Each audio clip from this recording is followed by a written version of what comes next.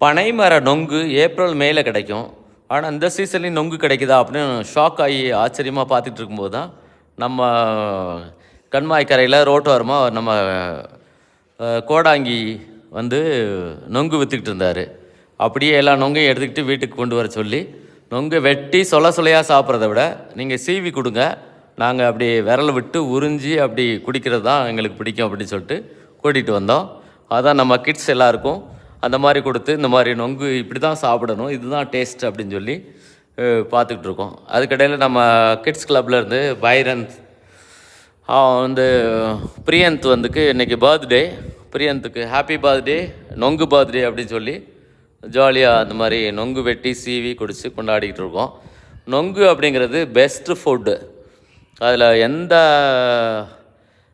பிரச்சனையும் இருக்காது. Organic, best organic அப்படிங்கன்னா இந்த நொங்கு மட்டும்தான். அதில் வரக்கூடிய அந்த சுவை, அந்த நொங்கு நீர், அந்த நொங்கு சுளை அப்படிங்கிறது எல்லாமே பெஸ்ட்டாக இருக்கும். அதை வந்து என்ஜாய் பண்ணி சாப்பிடலாம். அதுவும் ஏப்ரல் மேல கிடைக்கக்கூடிய, சம்மரில் தான் இது கிடைக்கும். இந்த டிசம்பர்லேயும் இது கிடைக்குதுன்னா இந்த கோடை மரங்கள் அப்படி ஒரு சில மரங்களில் மட்டும் இந்த கோடை காய்க்கும். அதை வெட்டி கொண்டாந்து அழகாக கொடுக்குறாங்க. அதையும் கையோடு வெட்டித்தர சொல்லி சீவி கையோடு வாங்கி குடிக்கிறது தான் சூப்பராக இருக்கும். நொங்கு இந்த சொலையாக வாங்கி சாப்பிட்றத விட இது வந்து சூப்பராக இருக்கும். அதுதான் இந்த மாதிரி நீங்கள் நொங்கு சாப்பிட்டு இந்த மாதிரி அனுபவம் இருந்திருந்தால் ஷேர் பண்ணுங்கள், கமெண்ட் பண்ணுங்கள்.